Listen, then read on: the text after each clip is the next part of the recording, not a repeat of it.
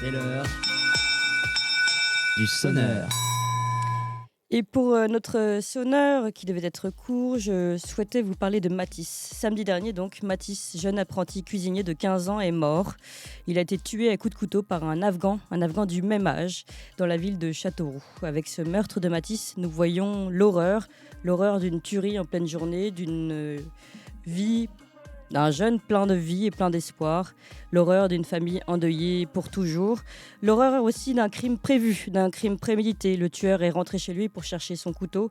L'horreur ici se mêle à l'infamie, celle de la mère du tueur qui s'est penchée sur Matisse agonisant à terre pour le gifler encore, gifler un garçon du même âge que le sien qui se plaignait d'avoir froid à ce moment-là, froid dans son corps, froid dans le dos. L'infamie encore des médias qui colportent la parole du tueur. Il ne faisait que venger des insultes, répète-t-on sur BFM notamment.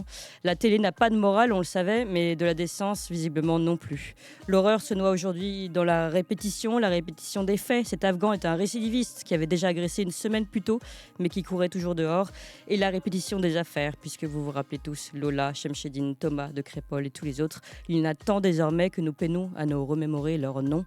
Mais l'horreur ne s'arrête pas là. Elle empire quand, de répétition en répétition, elle glisse à la banalité. Banalité d'un fait divers que certains médias hésitent à évoquer ou n'évoquent qu'à moitié, oubliant l'identité du tueur présumé. Le monde se reconnaîtra. Banalité de la gesticulation politique. Gérald Darmanin, comme les pantins qui l'ont précédé, condamne, promet et assure qu'on ne l'y reprendra plus. Mais évidemment, on l'y reprendra. Banalité du mal, mais peut-être encore pire pour notre civilisation, oubli de notre identité dans la passivité. Passivité d'un maire d'hiver droite qui minimise l'attaque, de peur certainement des réactions en chaîne. Le pas d'amalgame nous aura tués. Mais passivité également à laquelle nous sommes tous confrontés.